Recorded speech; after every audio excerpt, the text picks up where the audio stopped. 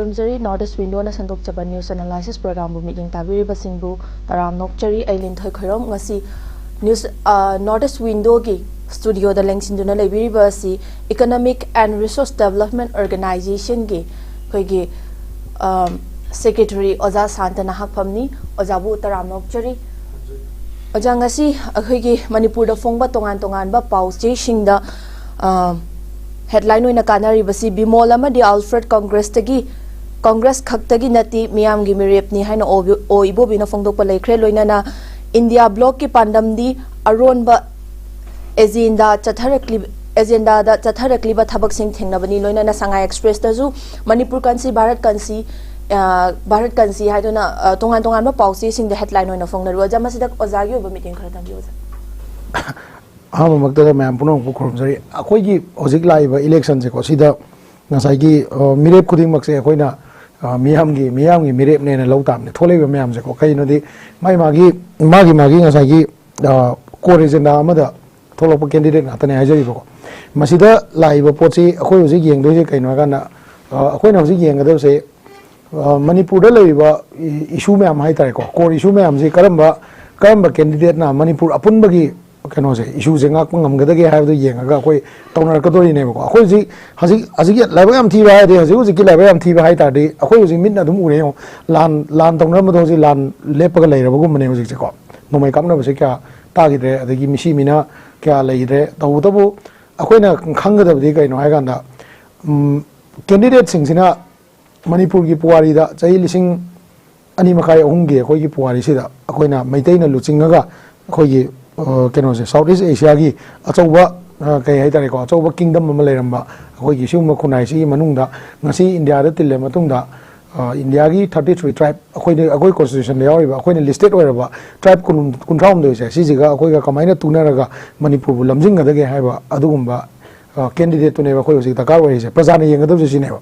अखोइना मितै गा तंगी गा नत्रगा मितै की कनो तो खुबा खुना भाई ताइ को अखोई कैंडिडेट सिंगे अयाम मियामना खुबा खुना गांग बै टाइप मोय अमना हुनजन अमना हुन अमना गांग अदमाइन तौगा अखोई प्रजा से मित्रंग साना लगा अखोई की कोर एजेंडा से मांगल लगा को कोई कोर अखोई ओइरिबा होजि की लैबा प्रॉब्लम से अखोई की पुन्ना लैमिनबदा यारक्तबा मरमदि कैनो हाइगा नगासाई की नार्को टेररिस्ट की फंडिंग मैम लाकवा अदुमा लेरे अदुदगी अखोई इलीगल इमिग्रेंट मैम चंगप बॉर्डर फेंसिंग कैका यारमदब को तो पोरस बॉर्डर ओइबा इशू याम लेग्रे को ट्रेड कॉरिडोर सिदा अखोई की कंट्रोल याम कायना मणिपुरी सिंग की कंट्रोल ओइबा याम लेरक्तबा अदुगी टेररिस्ट सिंग ओइबा कंट्रोल याम जलकवा देन नसाई की सिगुंबा core issue ma'am J कमाइन तौरगा solve तौब ngamni aduga haiba apik pa furup tege horga achau furup phause masibu kamain luchingni khanba mi duda masi vote se adugumba candidate sing du pige damne ba aibdi ngasai gi kenogi matang sida akoi gi congress ki candidate si miyam gi candidate na have si chummi lal roi ka su ko congress ki candidate si miyam gi candidate na have si chummi maram di ngasai gi party me amam na support ore ni bjp gi su miyam gi candidate ni haina tholai ni adagi atopa independent lepasing su miyam gi candidate ni miyam gi thabak tawra gen tholai ni tabu decision di praja na logudamni madudi kona election haidok ko matam na khangane ba ko da hajiga jiki oina di akoi gi sida yam nuai ta bai tare ko koina khara kayani ayam matamda akoina akoi machine engine na bagi type ta ko engine na bai type ta habdi maitai da engine ba adagi tribe amana mo tribe amada mo engine ba naga da dum engine ba akoi ki oiba tongan ba agenda thamna kan da akoi gi election je fight tawna bi mong da chakhra di apun manipur gi wakhalon da akai bla kani aduna akoina apun manipur gi wakhalon da karamba candidate na kari tawba ngam gadori bino haib do prajana phasana hangaba matung da prajana phan yenga matung da vote thada hom change na bain tamsi honi oja haji ozana pan bikhibda ngasai gi periphery area sing da ngmai kaptharam base hojik si left khre santi le hanjilak pagi moong deni goja ado hojik se santi se oja manipur gi miyam na hainari basi akhoi gi code of conduct law thokraba matung da nongmai periphery area dagi nongmai kaptharak pasi left khibani masi Manipur gi miyam na hangnari bo wafam di la na si nahan dagi tholak liba tha tara helak laba irang asi akhoi gi khutchem gi la ni haidana chingna ba ma di phaunari thajanari masida di oja gi kari meeting thambini ngasai gi akhoi gi ko si channel si songai re ko atopa channel lo songai re mayam na TV discussion expert ma'am है लान से politically लोसनगदब लान political met issue ने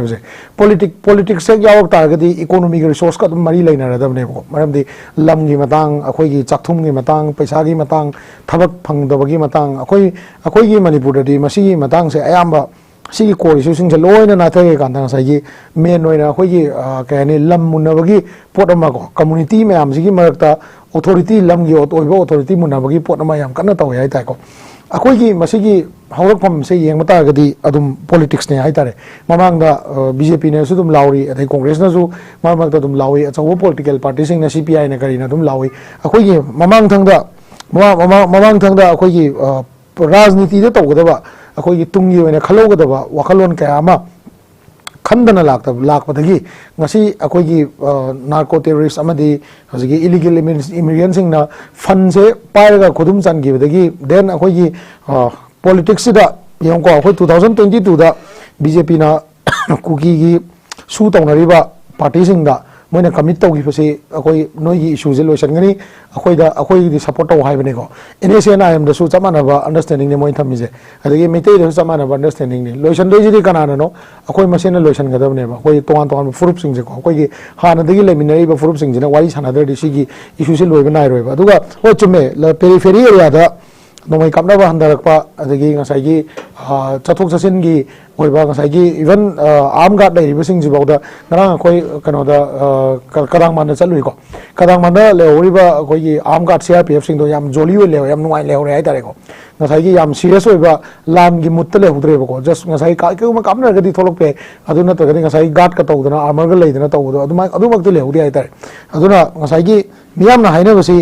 चुम्मी नत्रगा चुमदे हाइबसिदी सरकार न उठकदबने अखोइना ngसाइगी अखोइना खल्लिबा वाखनजे सरकार न तौबा सरकार दि BJP दे ताइने वानते को तोन बा पॉलिटिकली तौबा खुसेम की लानी मसिदा तोन बा ग्रुप खराना अखोइ दर गवर्नमेंट बो ओरम बेय नत्रगा सु ग्रुप ओरम बेय नत्रगा अतोपा म ओरम बेय मसिना कानाबा लौदो कोनरे हाइबा पोचिदी मसि याम पॉलिटिकल ओइबा अमरमदा हायगा ngसाइगी अखोइ मसेन ताइनबा वाखलोने मसिदा मयक सेंगी पोती कैनो हायगांदा अखोइ स्टेट सिदा चाही 1970 स्वाइदगी अखोई लाकोदा मिको खंदोकबगी डिमांड जे अखोई ममांगदगी लाबनेबको मसी मयक सेंगबा डिमांड अमने होजे अखोई एनआरसी तौसे अखोई प्रजा खुदिंग मगना पामे अदगी मसीगी पोची पामबना मरम ओइरकांदा ngसाइगी नार्को टेररिस्ट अमदी ngसाइगे हतारे अखोईगी कनोसे इलीगल इमिग्रेंट सिंग नदी मसीगी पोची पामदे को पामदबनिना अदुगी अमा लेरे अदु अनि सुबदा अखोईगी ngसाइगी अखोइना लेरिबा मणिपुर की कनो हाइ तारे को अखोइगी होजिकी लमगी ओइबा लेन लो से सिजिना मरम ओइरकाना मैतै सिंगदा ngसाइगी अकीबा म फावपगी हाबदि अखोइ जदनि मोइना लागा लेबे यारगा अखोइना काखतपा यादबा सिगी रिफॉर्म पामबगी सुगुम्बा पॉलिटिकल इशू मचा मचा सिना पुनजलकांदा ngसाइगी अखोइगी लानजे थोगन मने हाबसिना असेंग मनेबा अखोइ सिदैदा कनागुम्बा मना हेता हाउरगा चलो अखोइ मैतै खरा हालोसे नत्रगा कुकी खरा हालोसे हाइना चंगम नतेबा पॉलिटिकल सोल्यूशन अमा पुरकना होनाबदा थोकिबा लाने हाबजे असेंग मनेबा अदुना पॉलिटिकली सॉल्व तौगदबने अदो मसी येंग तारे अखोइ ममांगदे कनोगी पाइरिबा सरकार मयामगी कांग्रेस की जो मोगी ट्रैक रिकॉर्ड फजबा लेगी होजि बीजेपी न पाइबगी मतम की जो ट्रैक रिकॉर्ड फजबा ले अदुना सोल्यूशन जे पॉलिटिकली तौबनी तौगदबनिना इलेक्शन मनुंग सिदा मयाम जे राजनीति तौगा कांग्रेस ये अखोइ की मैतै की चिनाव सिंग सोमदा पॉलिटिकली अखोई एमपी कारकपसिंगसिना सेंटर तौरकाना अखोई लॉबिंग तौरगा मसी सॉल्व तौब ngमगने न खनबा अदुदगी नागासिंग सु मोगी फ्रेमवर्क एग्रीमेंट से अखोई एनपीएफ सिना कारगाना फनी न खनबा देन अखोई कुकी सिंगिसु अखोइना ngसाइगी मोदी एनपीएफ ता सपोर्ट तौ लेरमने को ट्राइबल आर ब्रदर हाइबगी वकलोंदा मसीदा पुन्ना सॉल्व तौमिनबा याबा रूम अमा येंगागा मसी वोट से तौगनी तौरगा अखोई वोट से याउसे न खनबा अदुगुम मियेंग अमा सोइदना ओइरमगदरा हाइना ए अदुमाइन थमजगे याम फसा वाफम नियोजा अजा अखोगी सीएलपी की लीडर ओक्रम इबोबिना ngarang फोंदोखिबसी लाकलिबा मिखल सिदा बीजेपी माइथिबा पिहौद्रबदी मणिपुर यामना लुबा तंजा अमा लाकनी ना हाइबनी ओजा सिदैसिदा मियामना हंगनरिबा वाफम सि ओजा मिपाइबा अमदि फाउनरी अखोगी बीजेपी से लाकलगना बीजेपी से मुहन्ना सरकार पाइरगना इरांग सि अदुमक लोइसिनगदौरिब्रा नत्र मखा ताना जाथगिगद्रा नत्रगना सेंटर दा बीजेपी लेबा मरमना अखोगी कांग्रेस मिरेपसी थागतलुरगना मणिपुर से इरांग हंजलोइद्रा हाइबसी मियामगी मिपाइबा अमसु फाउनरी मसिददि ओजागी करी मीटिंग थमिनी अखोगी मणिपुर से याम पिकबा पिक लम है अखोई मेंबर ऑफ पार्लियामेंट से अनी खतने लेगी इंडिया की 600 ना सेम 600 प्लस ना सेम पार्लियामेंट की अखोई लो सेमगदब मिखन असिदको सी मनुंगदा मी अनी खतने लेगी इनर आउटर को नंबर गेम येंग तादी कांग्रेस होगेरा बीजेपी होगेरा अखोई कनो से पॉलिटिकल मपांगन सिदी अदुम अखोई याम सेना है जीरो गुमने है तारेको ngasi ngasi ngarang mak akoi gi hana gi honorable MP sing hai tare ngasi ngarang hana gi di handa ki sigi mamang da karam na taba adu gi mamang da su record sum phagale ngan da MP sing jina tawbang amba thabak se yam chawba mapan thokpa akoi adaga akoi pami bi demand je piu na tare akoi work out tore ga na tawbang amba adu capability di thodo ba su akoi gi number sina lai han de hai tare ko aduna akoi na phajana yeng doi di kai no ha ganda akoi gi protest obam je kai dano akoi gi MP नत्रगा पालिब लेंगाक्ता अखोइना पालिब लेंगाक्ता protest तौबदुना अखोइगी member of parliament member MLA मैमसिना अखोइगी लेबाक से मणिपुर से गाइबनिना अखोइ मैम मानरगा करिगुंबा असेंबली दा वाइप लौब कोटपगिदी अयाम लोइने याबको अदुगा सेंटर दगी अखोइना पाम पोट अमा लौब हाइबसिदी नंफु दा लौब हाइबसि नंबर गेम दुना कांग्रेस ना बुकारसु बीजेपी ना बुकारसु अदुम ऑलमोस्ट मानबई मोंगनेबा लेरिसेको ओपोजिशन दा लेरगना खरा हुनबा नुआइगदा अदुगा पार्टी दा रूलिंग दा लेरगना अमु ngसागी रूलिंग पार्टी दुगी मागी प्रोटोकॉल में अमा nga चत्तब यादबगी पोट अमा लाकदा अदुना अखोगी प्रजा ना येंगदबसिदी अखोगी प्रोटेस्ट तौबमसे कराइदनो प्रोटेस्ट तौदुसी काइदनो अखोइना MP दा तौ डायरेक्ट तौगना कयाम इफेक्टिव होइनी इंडिया लेंगाक्ता टेक्निकली कमाइना प्रोटेस्ट तौनी लॉबिंग कमाइन तौनी गाइजे मसी होइना खंगबा मदका ओइबको मसीदा अखोइना पार्टी मसेन हुनरगा पार्टी मसेन हुनबदो तारगा अखोइना वोट थादब तारगदिको मसी अना ओकमी बोगिना ऑनरेबल हानगी ऑनरेबल चीफ मिनिस्टर ओइबिरमबसिना हाइरिसे अना लाले हाबे वानते नत्रगा चुम्मे हाबे वानतेबको अखोई प्रजागी ओइनदी अखोई लॉबिंग तौबमजे ममाई चुम्ना चटपा हिबमा दरकार ओइरिबा मीगी सुम येंबियोबको मसिंग यामगिद्रबा कुकी हाइतारेको अखोइना मोइदगी मसिंग अमु हेलिनेबा मोइना सु तौना कांदा सुगी कांबुसिना MLA सिंग थागला कांदा MLA सिंगसिना असेंबली दा मोइगी ओइबा कोरिजेंडा से पुखलगा डेडलॉक ताहलइनेबा अदुना अखोई प्रजानसु अखोई कोरिजेंडा से कमाइन तौगा पुखटकनी अदुगा इंडियन पार्लियामेंट अखोई कमाइन तौगा मसी ताहन बयागे हाबदो मसी मुन्ना खल्लगा मसी पॉलिटिक्स अखोइना यावरगा मगा चथबगी मथो मदी ताई हाइ तारेको अदु अखोइना पार्टी अनि मंगना ngang बजे हंदक सिदेदी मसी अखोइना ngang बखतदा जस्ट तौदबिदको मसीगी पोची अखोइना अमे तना कागी मतम अखोइ मसी लोबी से कमाइन तौनी अखोइ MP से कमाइन मपान कलहन गदगे हादो अदुम दोइना खल्लगा अखोइ वोट से चपन हेन फागदराइना इरमाइन तमसै यामना फजा वाफमने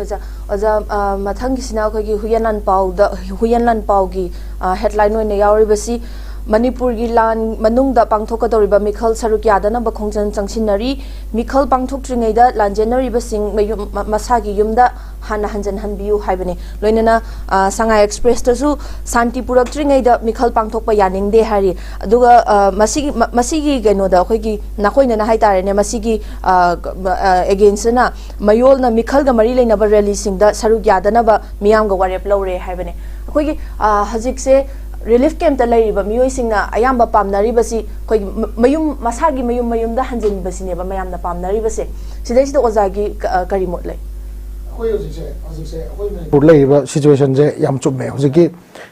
याम चुम्मे हाइबा अथदि कमाइना चुमगे हाय कांदा अखोइना लान लोइरे हैना हजि लौबा यादे लान लोइदोइसे करम कांदा लोइदोइनो हाय कांदा पॉलिटिकली लोइसनरको मतमदा पॉलिटिकल लोइसनरको मतमदा कमाइ लोइनी पॉलिटिकली यानागे हाय ताजो अखोइगी स्वाइदा अखोइगी माइ मागी जगादा लेरंबा मिसिंगसे मयुम माइ मफमदा हलनबगी दरकार अमु ओइरिबको इंडिजिनस पीपल इंडिजिनस इचिनाउसिंग लेरंबदसु मोगी जगादा हललकवा अदुगा अखोइनासु अखोइगी जगादा लेरुबदो अदुदा पीस ओइनाको अखोइ पुन्ना लेमिनेबगी सेटलमेंट अमा मथौ ताइ मसिगी पोचमदि याम चुम्मे अदुगा याम नुवाइत्रिदि याम नुवाइतबा पोटी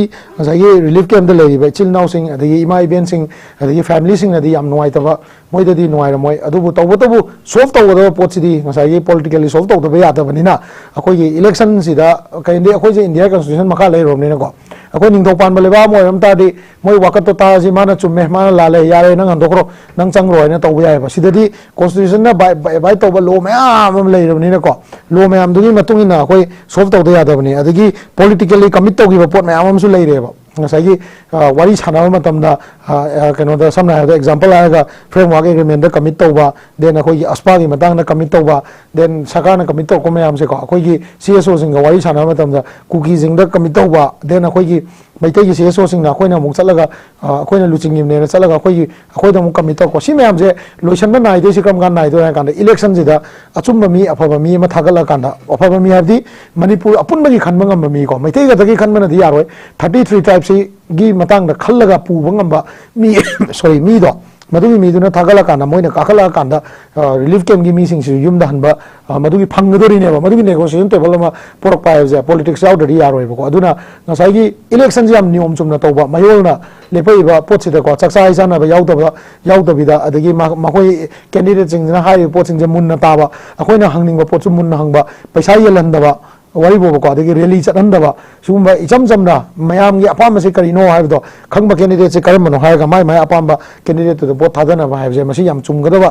step ne haina ai sumain thamjage yam nungai jo ja khoigi kaino sina mathangi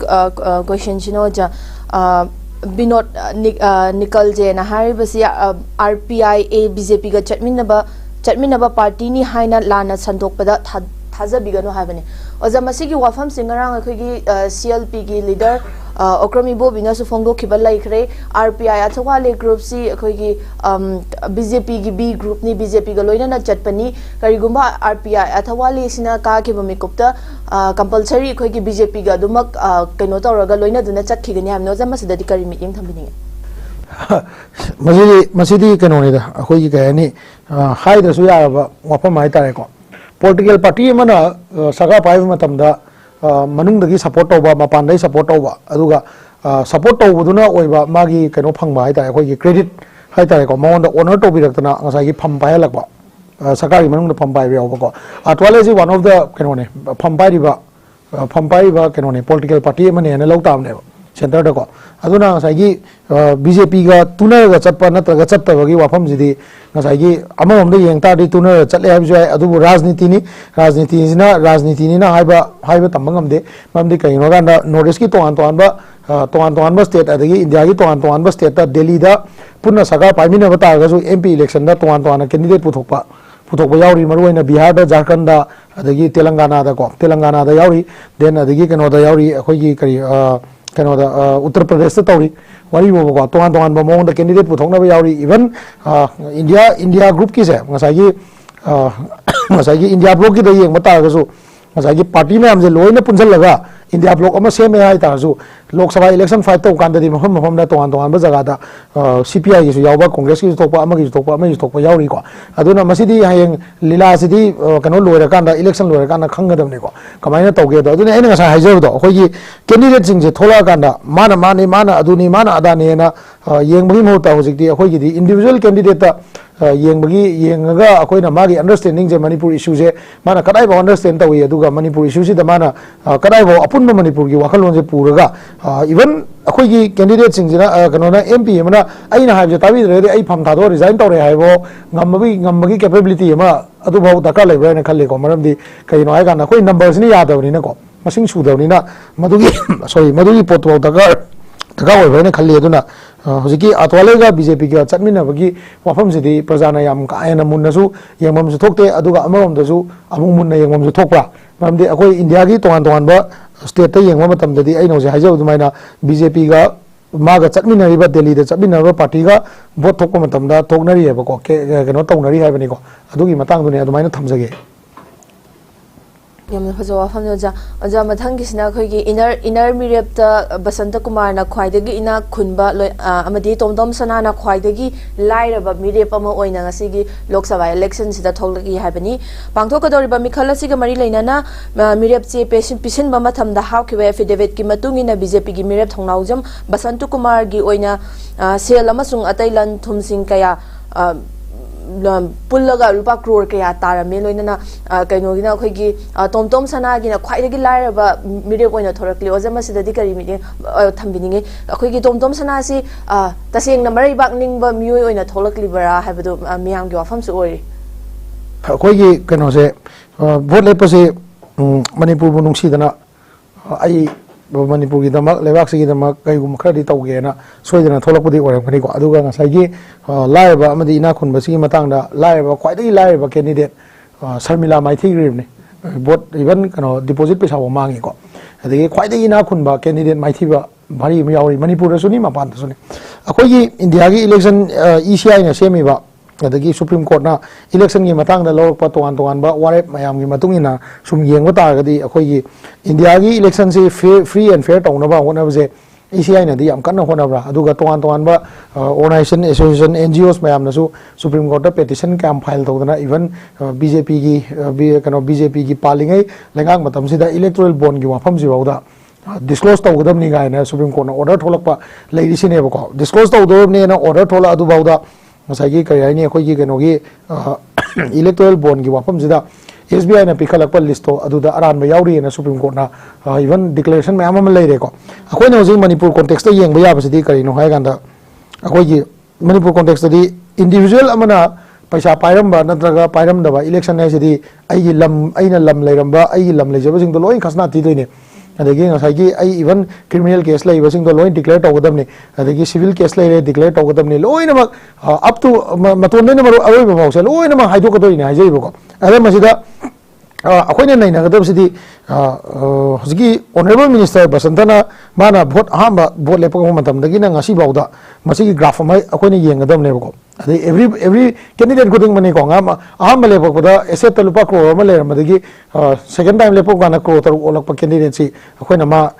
कनो तौरेना मागी प्रॉपर्टी लेप्सल ले आइना अखोइ प्रजाना दुम लोबो यारबनेबा अखोइ प्रजासिंगना अदोमदा कया येंगदबा हाइतारेको अखोइ प्रजासिंगना येंगदे अदुगा मसिगी मथक्ता अखोइना येंगबा याबा अमसु लेरी अमसिना कइनो हाइगांदा BJP पॉलिटिकल पार्टी होइना CPI से पॉलिटिकल पार्टी होइना माई मागी पॉलिटिकल पार्टी सिंग एसेट से पैसा से कना हेना पाइरिगे हाइबदो मधुसु येंगम चंगेबा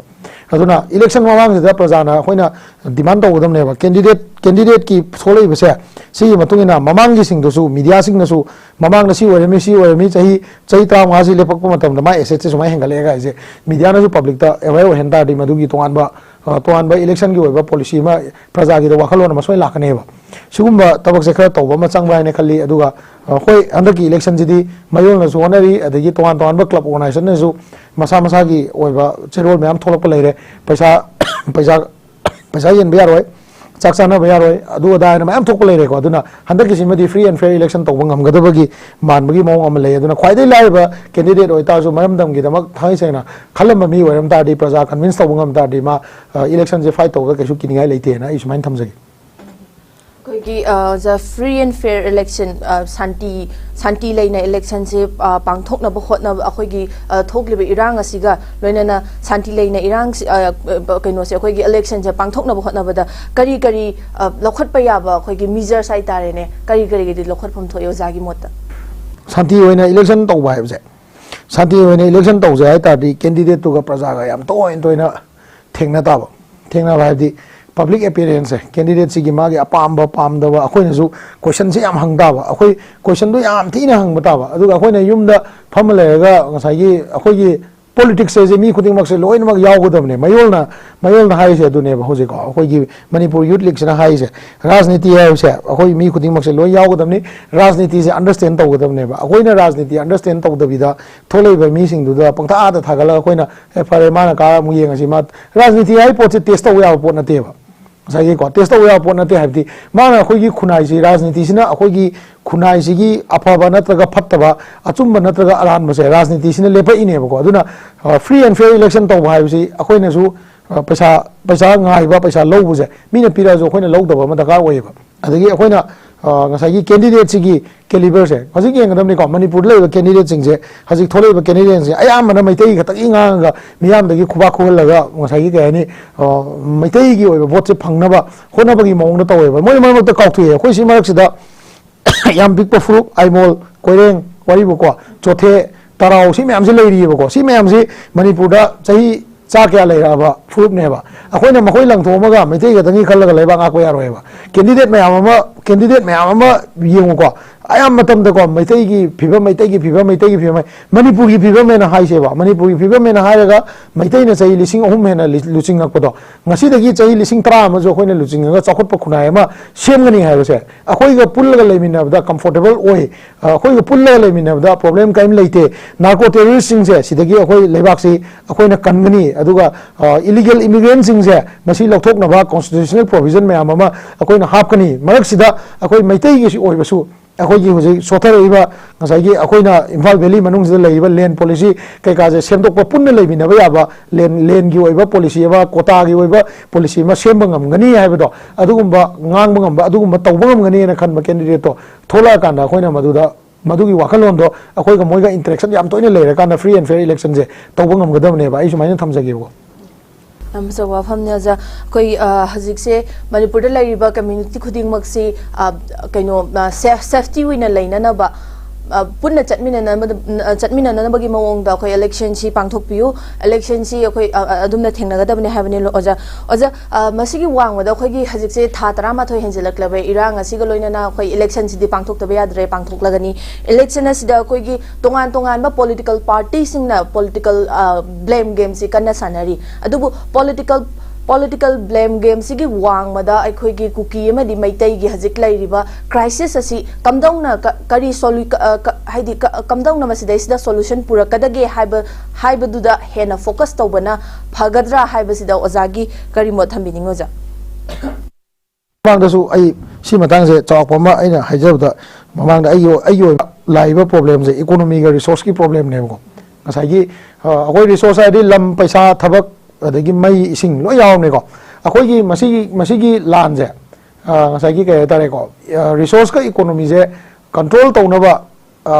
frup amana control tawna ba narco terrorist ai tare frup so ai gom je narco terrorist na mana phanje thada kanda moi gi oiba akoi gi apun manipur gi laijaram ba share dagi machet ama natraga tangkhai ama moina oina occupy tawna ba honarak pa adung ba political game ne ko masigi marak da akoi na kai gomba peace pork na ba hona da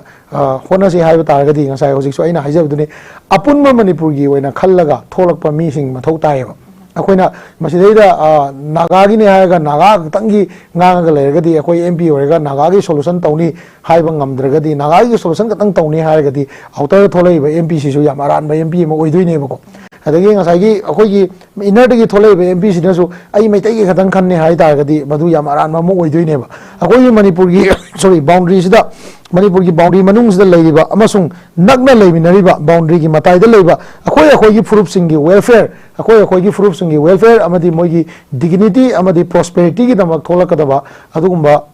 tawgadaba thabak ne bisi je ko madu gi thabak to yamna streamline oina tawanga makanda kuki ga maitai ga naga ga maitai ga leinariba pot gi marakta akoi marakta changai ba singchep thariba narco terrorist natraga akoi gi economy dabu tawriba natraga drug laloliba natraga illegal oina tawriba thabak mayam je akoi mayam manaraga lokthokmina bangam gadaba ne bako adudi natadana ngasai gi akoi gi furup ka tagi da manganga ga sum akoi gi furup ka tagi dum khallaga leiragadi apun ma manipur ma sagat pada awaba medi soi oini aduga ngasai gi hojiki candidate singjina akoina usi yengdoi candidate singjina moi manifesto haidi moina tawning ba thabak ama Facebook ta kaido si viral katna chatli se ko sigi manungda yawi sida akoina kari tawgre haiba ma yawre akoina kari tawgani haiba ma yawi adugi manungdu da ko manipur da leiba situation je phan bagi wafam di aina si tawga sumain taw phangam ne di kanamta gi manifesto da yawde ba ma kai no di kanamta gi opinion da yawde maram di kai no ga da ngasai moina hai se akoi gi samna da kano gi da atwale gi da yenganda ai manipur kai dana ba unity gi oini adagi ai kano da ST gi mana support tawe na matat ama yawri adagi ama kano ma yawri ko da ngasai gi conflict leiba potuda aina support tawni hai potuda ngasai gi adagi kano kamain tawaga saunan da bida solve tawdeno hai potumadi madumadi mana public speaking da so hai ba haidri adagi kano tawo da so haidri dana ko then amuk BJP gi manifesto da yengo BJP gi pointing da yengo ko FMR lokthok ko manipur gi phanabani akoi somna kan dagi mi chango phanabni BSF na akoi mahut sin ma hokre ꯑꯐꯕ ꯊꯕꯛ ꯉꯥꯛꯇꯅꯤꯀꯣ ꯇꯧꯕꯇꯕꯨ ꯑꯩꯈꯣꯏ ꯏꯔꯥꯡꯁꯤ ꯀꯃꯥꯏꯅ ꯇꯧꯔꯒ ꯀꯔꯝꯕ ꯀꯦꯇꯦꯒꯣꯔꯤꯗ ꯆꯪꯉꯀꯥꯟꯗ ꯂꯣꯏꯁꯟꯅꯕ ꯀꯃꯥꯏꯅ ꯍꯣꯠꯅꯗꯣꯏꯅꯣ ꯑꯩꯈꯣꯏ ꯀꯃꯥꯏꯅ ꯋꯥꯔꯤ ꯁꯥꯟꯅꯅꯤ ꯗꯦꯟ ꯑꯩꯈꯣꯏꯅ ꯁꯤ ꯏꯂꯦꯛꯁꯟꯁꯦ ꯀꯥꯔꯀꯥꯟꯗ ꯁꯦꯟꯇꯔꯗ ꯑꯩꯈꯣꯏꯅ ꯀꯔꯤ ꯍꯥꯏꯔꯀꯥꯟꯗ ꯀꯔꯝꯕ ꯑꯣꯄꯤꯅꯤꯌꯟꯗ ꯑꯩꯈꯣꯏꯅ ꯏꯟꯒꯅꯤ ꯍꯥꯏꯕ ꯄꯣꯠꯇꯨꯃꯗꯤ ꯌꯥꯝ ꯀ꯭ꯂꯤꯌꯔ ꯑꯣꯏꯅ ꯑꯝꯇ ꯌꯥꯎꯗ꯭ꯔꯤꯕꯅꯦꯕ ꯑꯗꯨꯅ ꯄꯕ꯭ꯂꯤꯛꯇ ꯀꯟꯐ꯭ꯌꯨꯖꯟ ꯑꯃ ꯊꯝꯃꯤꯁꯦ ꯀꯦꯟꯗꯤꯗꯦꯠꯁꯤꯡꯅ ꯃꯁꯤ ꯑꯩꯅ ꯇꯧꯔꯒꯗꯤ ꯁꯨꯃꯥꯏꯅ ꯇꯧꯅꯤ ꯅꯠꯇ꯭ꯔꯒ ꯁꯤ ꯇꯧꯒꯅꯤ ꯍꯥꯏꯕꯗꯣ ꯑꯦꯠꯂꯤꯁ ꯂꯣꯏꯅ ꯍꯥꯏꯕ ꯌꯥꯗ ꯇꯥꯔꯁꯨ ꯕ꯭रीफ आइडिया ꯑꯃꯗꯤ ꯊꯝꯕꯤꯔꯒꯀꯣ ꯃꯅꯤꯄꯨꯔꯗ ꯆꯥꯎꯈꯠꯄ ꯈꯨꯟꯅꯥꯏ ꯑꯃ ꯄꯨꯔꯛꯅꯕ ꯄꯨꯟꯅ ꯂꯩꯃꯤꯟꯅꯕ ꯌꯥꯕ ꯈꯨꯟꯅꯥꯏ ꯑꯃ ꯄꯨꯔꯛꯅꯕ ꯐꯣꯡꯗꯣꯛꯄꯗꯣ ꯌꯥꯝ ꯗꯔꯀꯥꯔꯅꯦ ꯍꯥꯏꯅ ꯑꯩ ꯑꯗꯨꯃꯥꯏꯅ ꯊꯝꯖꯒꯦꯀꯣ ꯑꯣꯖꯥ ꯍꯧꯖꯤꯛ ST ꯒꯤ ꯃꯇꯥꯡꯁꯨ ꯃꯇꯦꯛ ꯑꯃ ꯄꯟꯕꯤꯈ꯭ꯔꯦ ꯍꯧꯖꯤꯛꯁꯦ ꯏꯔꯥꯡꯁꯤꯒꯤ ꯃꯅꯨꯡꯁꯤꯗ ꯑꯩꯈꯣꯏꯒꯤ ꯑꯌꯥꯝꯕꯅ ꯄꯣꯂꯤꯇꯤꯀꯦꯜ ꯄꯥꯔꯇꯤꯁꯤꯡꯁꯦ ST ꯁꯤ ꯅꯥꯊꯩꯕꯗꯧꯅ ꯃꯃꯤ ꯆꯥꯎꯅ ꯇꯥꯔꯤ ꯂꯣꯏꯅꯅ CSO ꯁꯤꯡꯒꯤ ꯃꯥꯏꯀꯩꯗꯒꯤꯁꯨ ꯑꯩꯈꯣꯏꯒꯤ ST ꯒꯤ ꯋꯦꯕꯁꯦ ꯈꯔ ꯃꯈꯩ ꯍꯟꯊꯕꯒꯨꯝꯅ ꯃꯌꯥꯝꯅ ꯎꯅꯔꯤ ꯑꯣꯖꯥ ST ꯁꯦ ꯍꯧꯖꯤꯛ ꯐꯥꯎꯕꯒꯤ ꯑꯣꯏꯅ ST ꯒꯤ ꯋꯦꯕꯁꯦ ꯍꯟꯊꯔꯦꯅꯁꯨ ꯂꯧꯕ ꯌꯥꯏ ꯃꯁꯤꯗ ꯑꯣꯖꯥꯒꯤ ꯑꯣꯏꯕ ꯀꯔꯤ ꯃꯣꯠ ꯊꯝꯕꯤꯅꯤꯡꯉꯦ ꯑꯩ ꯋꯥꯈꯜꯗꯗꯤ ST ꯒꯤ ꯋꯦꯕꯁꯦ ꯊꯣꯏꯗꯣꯛꯄ ꯀꯩꯁꯨ ꯍꯟꯊꯗꯕ ꯃꯥꯜꯂꯦꯀꯣ ꯍꯟꯊꯗꯕ ꯃꯥꯜꯂꯦ ꯍꯥꯏꯕꯗꯤ ꯄꯣꯂꯤꯇꯤꯀꯦꯜꯂꯤ ꯑꯩꯈꯣꯏꯒꯤ ꯉꯍꯥꯟ ꯀꯩꯅꯣꯅ ꯑꯩꯈꯣꯏꯒꯤ ꯀꯩ ꯍꯥꯏꯇꯥꯔꯦꯀꯣ ST ꯁꯤꯁꯨ one of the form of protection ST support ꯇꯧꯖꯔꯤꯕ ꯏꯆꯤꯟ ꯏꯅꯥꯎꯁꯤꯡꯅ ꯉꯁꯥꯏꯒꯤ ST ꯐꯪꯉꯒꯗꯤ ꯄ꯭ꯔꯣꯇꯦꯛꯁꯟ ꯐꯪꯅꯦꯅ ꯈꯟꯕꯅꯤ ꯑꯗꯣ ꯒ꯭ꯔꯨꯞ ꯑꯃꯅ ꯑꯃꯨꯛ ꯑꯩꯈꯣꯏꯒꯤ ꯄꯣꯄꯨꯂꯦꯁꯟ ꯀꯃꯤꯁꯟ ꯑꯗꯒꯤ NRC ꯇꯧꯔꯕ ꯑꯗꯨ ꯑꯣꯏꯇꯥꯔꯗꯤ ꯑꯩꯈꯣꯏ ST ꯒꯤ ꯃꯊꯧꯁꯦ ꯊꯣꯏꯗꯣꯛꯄ ꯇꯥꯔꯣꯏꯗ꯭ꯔꯥ ꯀꯣꯇꯥ ꯍꯥꯏꯁꯤꯗꯤ ꯀꯩꯅꯣꯅꯦ ꯑꯩꯈꯣꯏꯒꯤ ꯃꯇꯝ ꯃꯇꯨꯡ ꯏꯟꯅ ꯆꯠꯄꯅꯤ ꯀꯥꯏꯅ ꯈꯟꯖꯕ ꯋꯥꯅꯤꯀꯣ ꯑꯗ ꯑꯩꯅ ꯊꯝꯖꯅꯤꯡꯉꯤꯗꯤ ꯉꯁꯥꯏꯒꯤ ST ꯒꯤ ꯑꯦꯖꯤꯇꯦꯁꯟꯁꯦ ꯍꯟꯊꯩꯌꯦꯅ ꯂꯧꯕ ꯌꯥꯗꯦꯕ ꯀꯩꯒꯤꯅꯣ ꯍꯥꯏ ꯇꯥꯔꯗꯤ ꯃꯁꯤꯗ ꯑꯩꯈꯣꯏꯒꯤ ꯀꯣꯔꯠ ꯑꯣꯐ ꯂꯣꯗ ꯂꯩꯔꯤꯕ ꯀꯦꯁ ꯑꯃꯅꯦꯀꯣ ꯑꯗ ꯉꯁꯥꯏꯒꯤ ꯁꯨꯄ꯭रीम कोर्टना सॉरी अखोई हाई कोर्टना पीगिबा ऑर्डर मतुंगिना देन अखोई सुप्रीम कोर्ट पेटिशन मैम थाब लेरे मीना खुमक ले अदुना अखोई होजिक ST बु पाम ST ना फानी ना खंजरीबा अखोई इचिनाउ सिंगना मोइना स्टेप से अदुम चार नाइने लखलगा अदुम मसी फ्लोद लाइए ना आइडिया अदुम थमजगे अदुगा ST लौबदा सपोर्ट तौनी नत्रगा तौरोय हाइबजिगा कोर्ट ऑफ लॉ दा कोर्ट लेग्रा मतुंगदा अखोइना मसी आई सपोर्ट तौनी नत्रगा तौरोय हाइबजे आई कमाई तौ सपोर्ट तौदिनो आइना अयाब लौ लाकनी गाइना हाइबा याबा हाइबा मानबगी मोंगसा हाइबसिदी प्रजादा याम लालेना अदुमाइन थमजगे अजा CSO मोइना अखोइगी सिविल सोसाइटी ऑर्गेनाइजेशन सिंगसे प्रेशर ग्रुप अमनी हाइदना खंगनरि ओजा ओजा मसिदाइसिदा अखोइगी सोशल चेंज अमा अखोइगी कइनो पॉजिटिव ओइबा मओंगदा सोशल चेंज अमा लाकनबगी दमकता ओजागी ओइबा मोड खरा तंग थंगबिरम ओजा अखोइगी सोसाइटी सिदा सोशल चेंज अमा प्रोडक्ट हाइतारदी हजिक लाइबा इलेक्शन अदगी लाकदोरिबा इलेक्शन सिंगदा अखोइना डिमांड तौगदबसे अखोइगी इकोनॉमी की स्ट्रक्चर से मसिदा अखोइगी इकोनॉमी से फनबा करी तौबे याय खुनाइसिदा अफबा राजनीति तौ मी पुथोकदे हाइतारदे अखोइ मैम से लोइनमक स्टेबल ओइबम जंगेबको लाइबा गाता लेबा जगादा वोट कोंबा याम लाइ इना खुनबा गाता लेबा जगादा जो वोट कोंबा याम लाइ अनिदुगी मयाइदा लेबा बैलेंस तौ मतमदा अखोइ मणिपुरदा युम खुदिंगी थबक पिनियना हाइगिबा युम खुदिंगी अदु कइनो सस्टेन तौहनगनिना हाइगिबदो ngasi अखोइ खबरदा यावरिसिने सुपर फाइन मुनग्रेगा खोटकरेगा तौर यावरिसिने चेंग बगा अखोइ होजिक नीरगा अखोइ फ्रीदा नीरगा चारीबको अदुना ngसाइगी सेंथोक लंबी अदगी सिंथा असी अनीसिदा याम कोर ओइबा थबक खरा अखोइ मणिपुरगी ओइबा तौगदबा लैरिबा बिजनेस अखोइ पीस पोरक तो कम कान पोरक ने अखोइ नोमै कापनद्रे हाय कान पोरक दम नतेबा हाना दौना अखोइगी चिंगी इमामना इम्फालदा पोट योनबा लाको मतमदा थेंगबा मतमदा अइगी युमदा चंगगा लेकपा ngambadoko अखोइगी इमामना चिंगी इंजांग नापी खोम चप्पा मतमदा हनबा ngamda मतमदा याम सेफ ओइना लेबा ngamba अदुगुम्बा सिचुएशन अमा पोरकबा हाइबजे इकोनॉमी जे मूवमेंट लेत्रगदी इकोनॉमी की ओइबा मूवमेंट अखोइ मसेन गे मरकता लेतदी सो ngam अखोइगी इलेक्शन तौबा एनी इलेक्शन लाको मतमदा अखोइ कम्युनिटी बेस्ड एजेंडा सिना इलेक्शन की इशू जे दुम ओइरगा चटलेबा अखोइ प्रजासिंग जे अइगी युमदा ngasi चेंग चानिंगाइ लेतबा मतमदा अइना थागतकिबा मीदुना अइ पालिबा लेंगाक्सिना अइगी युमदा चेंग लेहेंद्रे ना हाइबसे मा सो ngamदेबा अदुगुम्बा सोसाइटी मा होय होजिकसु ओइदेबको मसिगी से चुमथोकपा ngamनबा स्टेप सिंग लखटपा मथौ ताइ CSO सिंगनाको अदे मसिगी अहानबा स्टेप ओइना फ्री एंड फेयर इलेक्शन तौबा हाइबसे मयोना तौरेसे one of the first step ने हाइना अदुमाइना थमजगे अदुगा मसि तौबदागदी तुंगदा लाकदबा जनरेशन सिंगना अखोइगी अफबा लीडर पुथोकपा अमदी अफबा खुनाइबा सेमदा कजु थोदोकपा वारोय हाइना अदुमाइना थमजरगा इ वारोल लोइसन यम नुंगाइजे ओजागासी अखोइगी नॉर्थ ईस्ट विंडो टीवी ना संतोकचरिबा न्यूज एनालिसिस की थोरम असिदा ओजागी चिल्लबा मतम कया बुकाइथोकपिदुना अखोइगी स्टूडियो सिदा लेंसिन बिबगी दमकता थागतबा फोंदोकचरी लोइनना नॉर्थ ईस्ट विंडो ना संतोकचरिबा न्यूज एनालिसिस प्रोग्राम असिबु मियेंग ताबिरिबा सिंगबुसु अमुक हना थागत फोंदोकचरी